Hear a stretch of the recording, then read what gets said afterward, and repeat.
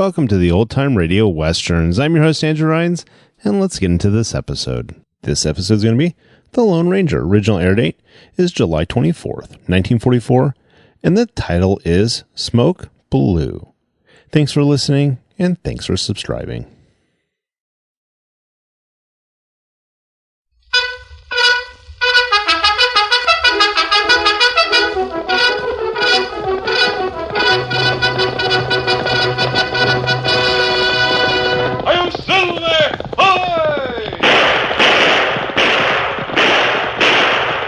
Horse with the speed of light, a cloud of dust and a hearty hi-yo Silver, the Lone Ranger.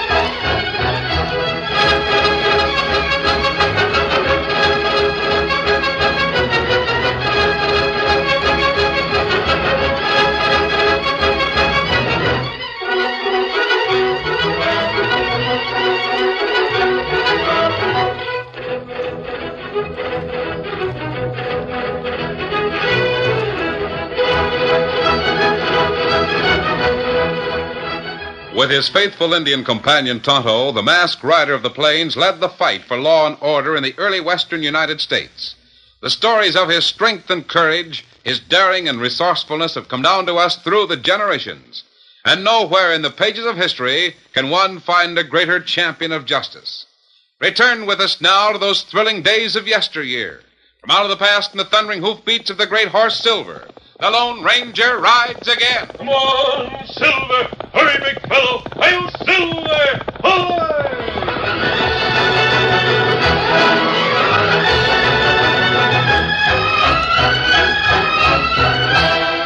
Like most artists whose technique depends upon sensitive touch and pliant strength, Smoke Ballou was proud of his hands. Broad palms and slender tapering fingers gave ample proof of their owner's artistry. With these qualities, they might have belonged to a surgeon, a pianist, or a sculptor. In reality, they were the skillful hands of one of Nebraska's most dexterous gamblers, Smoke Ballou. Tall, blond, and handsome, Smoke made a daily ritual of caring for his hands. It was an operation the gambler's young son never tired of watching. Ricky. Nicky. Oh, where is that youngster? Here I am, Dad, right behind you. Oh, I didn't see you, son. Give me a clean towel, will you? Sure. Here it is. No, thanks. And now, where's the glycerin and lemon juice? They're on the table. Oh, so it is. Been a snake, it would have bit me. Golly, Dad, I'll bet nobody in the world washes his hands and puts that stuff on them as much as you do. Well, my hands are important to me, my business, Nicky. I have to take care of them. Yeah, I know. Same here. Say, isn't it almost your bedtime, son? No, not even 8:30 yet. Besides, I've got a lot of practicing to do. What's that? Practicing? Yeah, with a deck of cards, I mean. Look, Dad, how's this for a straight shuffle? Why, Nicky, I didn't know you were practicing with cards. Sure, I can do that waterfall shuffle almost as good as you. Watch. Oh, I missed it. But most of the time I can... Nicky, sit down, son. I want to talk to you. Sure. What's wrong? Maybe it's not such a good idea for you to practice shuffling cards. Why not, Dad? If I keep on trying, someday I'll be as good as you are. That's what I mean.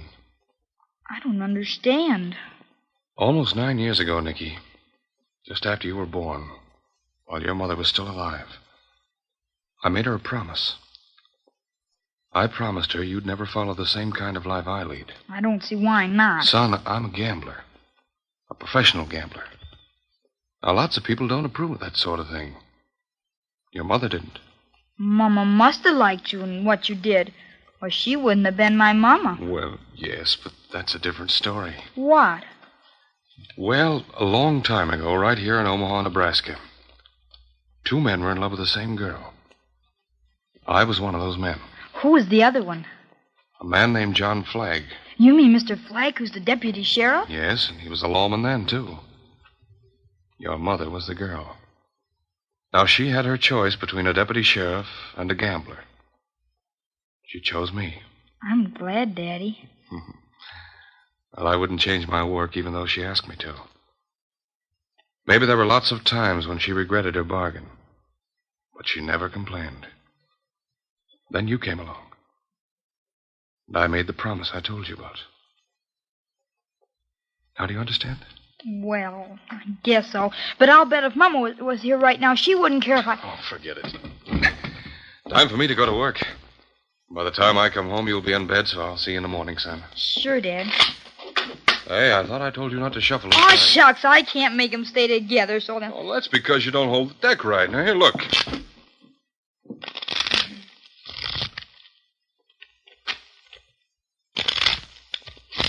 There, see, if you hold the cards like this... Oh, no, I shouldn't be teaching you. Forget this and remember what I said. Sure, Dad. I'll remember. Wait a minute, I'll get your coat. Oh, thanks, Nicky. Here's your gun and shoulder holster. Don't you want to put that on first? Oh, of course, I almost forgot. And my coat. There, that's better. Well, get to bed early, son. I will. See you in the morning at breakfast. Sure. Good night, Dad. Good night, Nicky.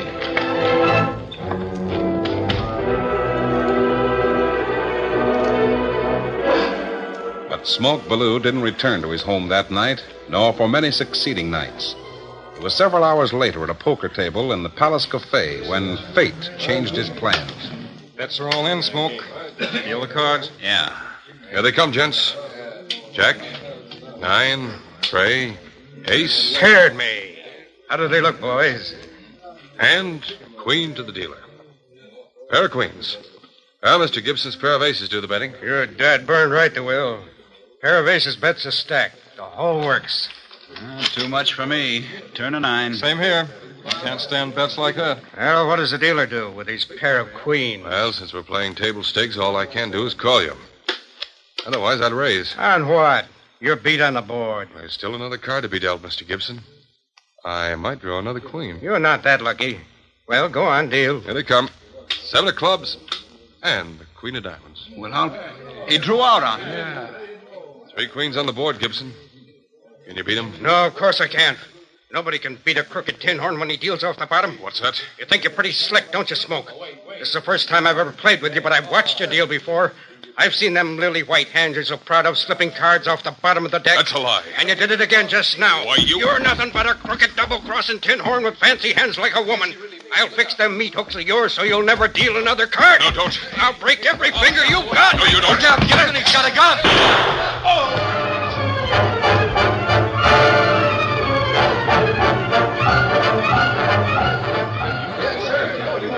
Where's the sheriff? Somebody ought to send for him. Here comes John Flagg. That's just as good. What happened here? Smoke Ballou gunned owner Gibson. Right through the heart. He's dead. Yes, a blue slinging lid now, is he? I had to, John. It was self-defense. He was going to throw down on me. Oh, yeah? I was right with him. Gibson said Smoke was dealing crooked. He threatened Ballou. That's right. When he went for his gun, Now, wait a minute. I'll see what owner it was packing. I thought so. Gibson ain't carrying the gun. Now, what do you say, Smoke? I thought he was reaching for No, one, you John. didn't. I know what you were thinking. You were afraid those pretty hands of yours might get smashed. Well, he did threaten so us. you shot him down in cold blood. Owner Gibson wasn't armed, Smoke. So you know what that means? I'm arresting you for murder.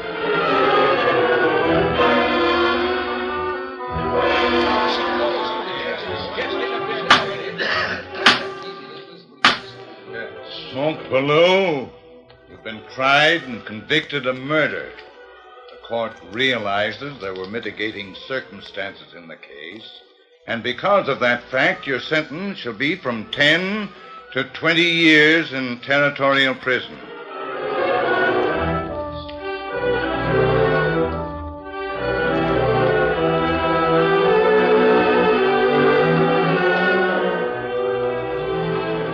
"10 years in prison passed slowly. So slowly that Smoke Ballou soon lost all track of time. He could hardly believe the warden was actually speaking to him. 10 years is a long time to spend in here, Smoke. You'll find things changed quite a bit on the outside. Outside? I'm not going outside. Yeah, sure.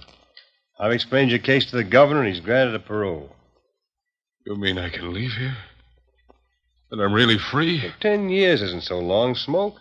Depends on how you figure it. What are you going to do? You got any plans? No, this has happened too quick for me to... First thing I'm going to do is locate my son. I haven't heard from him. It was my fault. I was ashamed to answer his letter, so he stopped writing. Yes, By the way, what's your boy's first name? Nicky. Nicky Ballou. Yes, that sounds like... Do you know him? Do you know where he is? Well, I've never seen Nicky Ballou. But I've heard that name. Everybody has. What do you mean? Well, they say there's a young gambler following the end-of-track towns on the railroad. Yes, come to think of it, I'm sure they call him Nicky. It's kind of hard for me to realize my boy's grown up.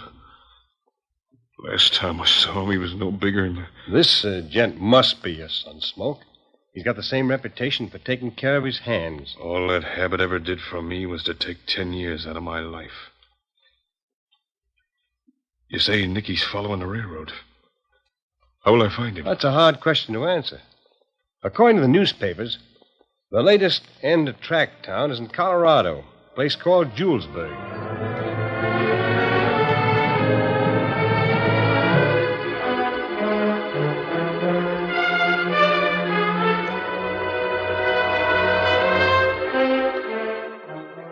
2 nights later, in a little waterfront shack on the outskirts of Omaha, a small, stoop-shouldered man worked feverishly under the flickering light of an oil lamp. How'd they ever pick up my trail?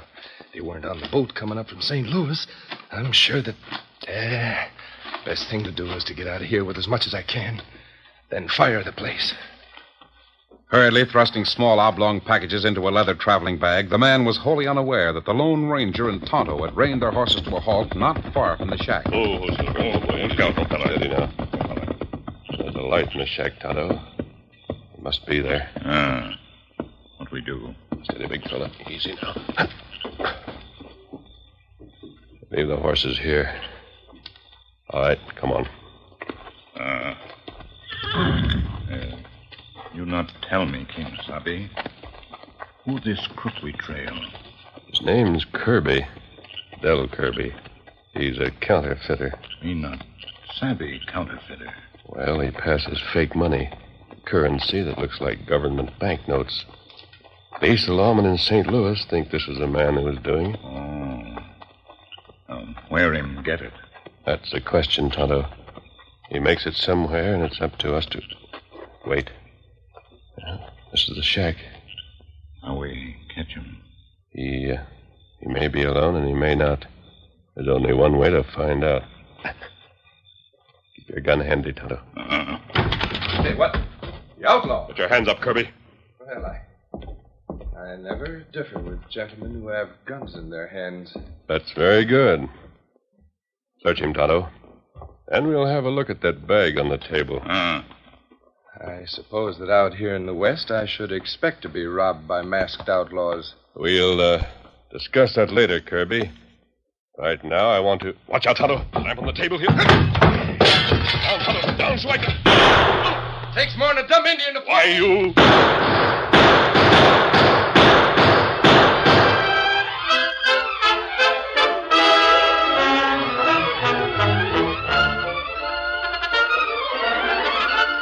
The curtain falls on the first act of our Lone Ranger story. Before the next exciting scenes, please permit us to pause for just a few moments.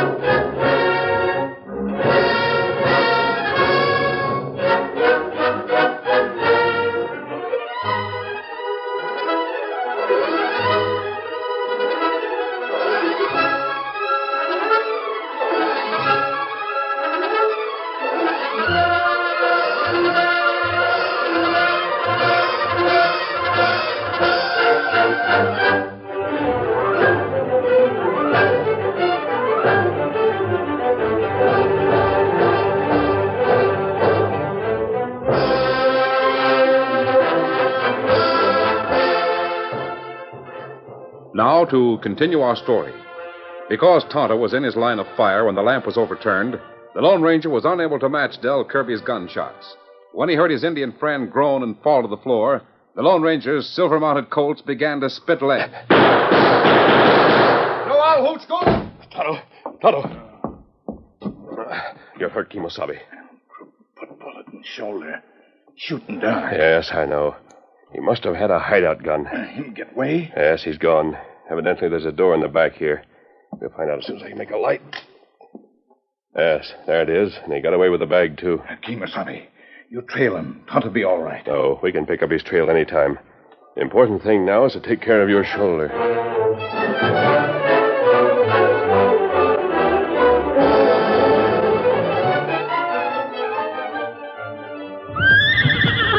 Steady, Silver, steady. Easy, big fella. How does the shoulder feel now, Tonto?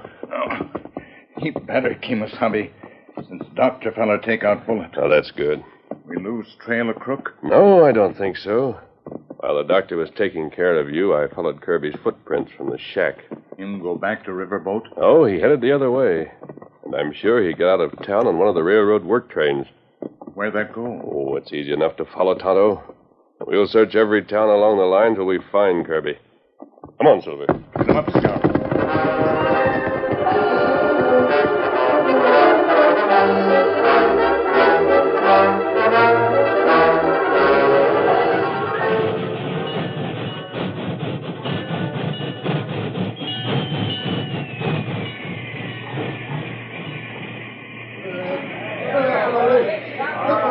Well, this is it. This is Julesburg. Some town.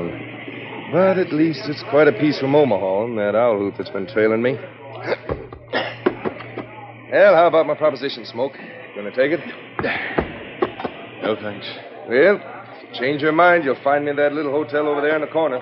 What you do is your own business, Kirby. I don't want any part of it. Suit yourself. So this is Julesburg. Well, if Nicky's here, the only way I'll find him is to start looking.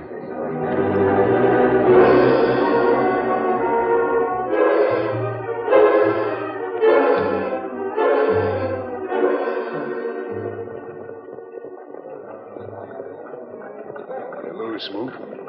John Flagg. What are you doing? I've brought in the law in this town, Smoke. Had the job for a couple of years. Now, look, John. The only reason I'm here is to see Nicky, my son. Do you know whether he's here? Sure, he's here. So are 50 other tin horns and crooks. Where can I find Nicky? I don't keep track of cheap gamblers. But he's probably up in the big tent in instead poker. Thanks. I suppose you hate him as much as you do me. More. His slick clothes and fancy hands remind me of Look, you and... across the street. Isn't that Nicky? It's your boy, all right, the sneaking tin horn. Nicky, the girl walking with him. Who's she? One of the nicest girls in town. She's got no business keeping company with that scum. I've warned her, but she won't believe me. So one of these days, I'll prove it.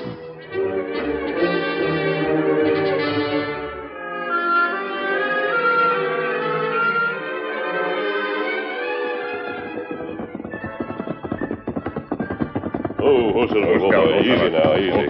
Steady, big fella. This is end of track, Tonto. You'll find Kirby here someplace. What we do? This time we'll be sure there's no way for him to sneak out. Come on, Tonto.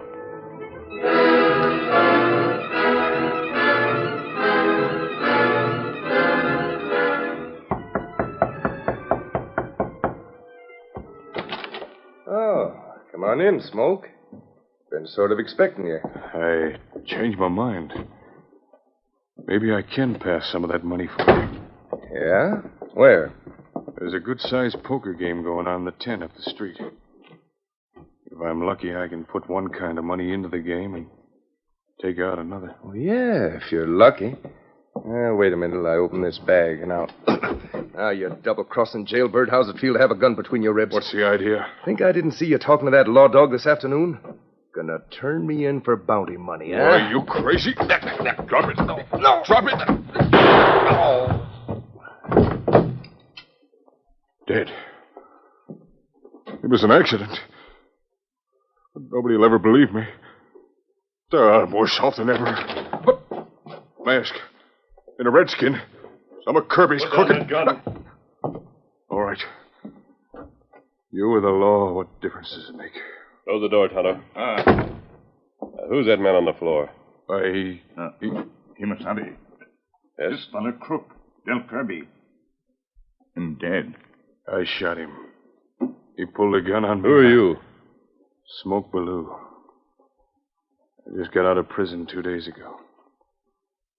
Came out here to see Nicky. He's my son. I met this man just before the railroad cars left Omaha. That bag over there's full of counterfeit money, and he... But if he was a friend of yours, you know all that. Maybe. Go on. I saw Nicky tonight for the first time in 10 years. He's just like I used to be. And I wanted to stop him from winding up like I am now. Showing him up in a poker game would be the best way to do it. But I didn't have any money, so I... Oh, what do you care? Either squeeze that trigger or call John Flagg, the sheriff. It means the same thing. No, not till after I've heard all about you and Nicky. From the beginning.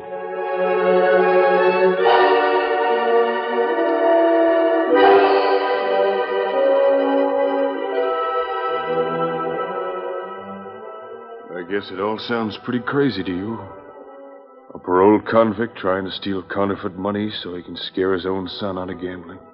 No, it doesn't sound crazy. If you think your plan will still work, I see no reason why you shouldn't go through with it. Take some of that counterfeit money out of the bag. Go on up to the gambling tent. But I just killed this man. Staying here won't bring him back to life. And John Flagg, when he finds it out, I'll talk to the sheriff. You're an outlaw. Why run the risk? Let me worry about that. You carry through your plan to change Nicky's ideas on gambling. Mister, this is one setup I can't figure out. Don't try. The important thing for you to think about is a poker game.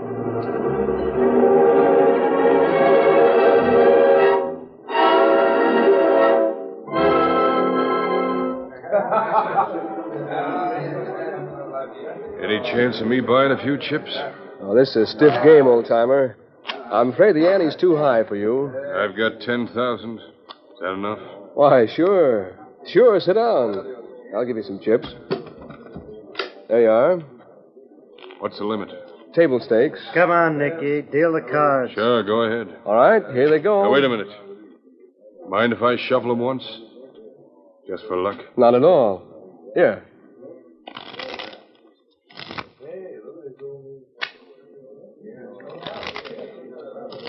Say, the old gent can really flip them things. Look at his hands. All right, here they come, gents. Hold it. I don't mind taking my chances in an honest game. But when a crooked dealer tries to cold deck me, What do you mean? You stack those cards, I saw you do it. You're crazy. You shuffled them yourself. But not good enough. Go on, deal out the next card all the way around. That'll prove it. All right. Here they are.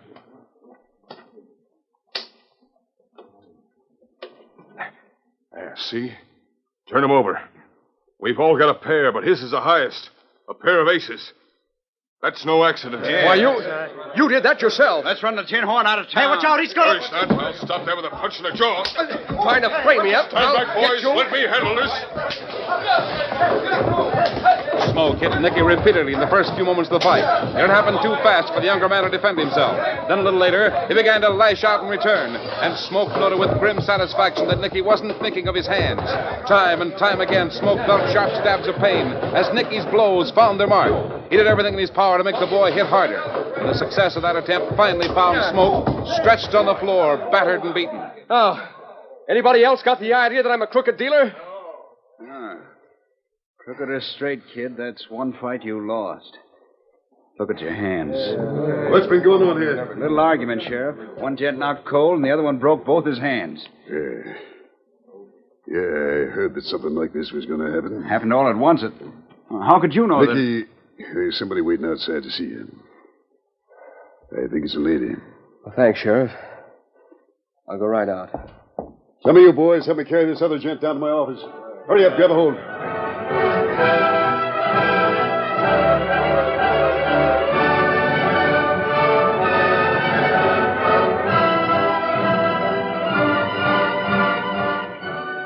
was almost daylight when Smoke Ballou was next conscious of being alive. His hands and face were swathed in bandages, and he was lying on a couch in the sheriff's office. Where's Nicky? He's in good hands, Smoke. A girl named Susan is watching out for him.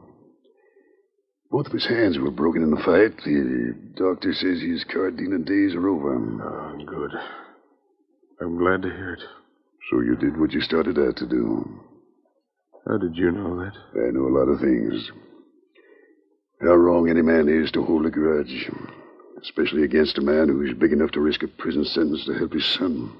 I don't know what you're talking about, John. I violated my parole. When are you sending me back? Never. You and I are going to be the main guests at the wedding. A wedding? Well, I guess I forgot to tell you. That girl you saw Nicky with, she's my daughter, Susan. Oh, that is good news. But, John, I killed a man over in the hotel. And I used counterfeit money to get in that poker game. His name was Del Kirby, the one you were looking for. You see, All John... of that's old news to me. The state of Missouri is paying a reward for Del Kirby. Why don't you use the money to buy a farm somewhere near here? Buy a... Oh. That's what Nicky and Susan are going to do. John, please tell me something, will you? Sure. How could everything be so mixed up and then turn out like this? I can't understand it. That's what I thought till he put me right. He? Who's he? The Lone Ranger.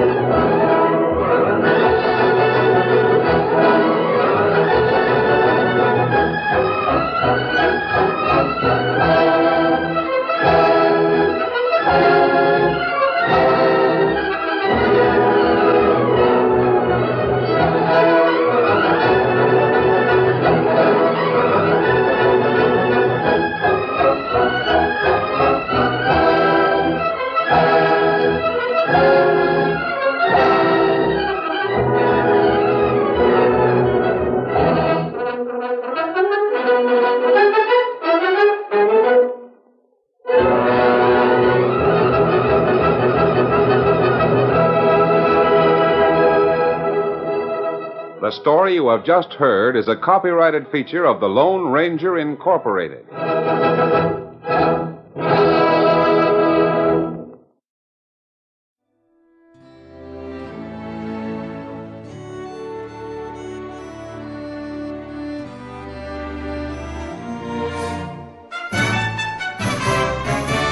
This has been a presentation of OTRWesterns.com, and we hope you enjoyed. Please take some time to like and rate our shows in your favorite podcast application. Follow us on Facebook by going to OTRWesterns.com/Facebook. Join in the conversation by going to OTRWesterns.com/Discord. And don't forget to send us an email, podcast@OTRWesterns.com. This episode is copyright under the Attribution Non-Commercial Share Alike copyright. For more information, go to OTRWesterns.com/copyright. Have a great day, and again, thanks for listening.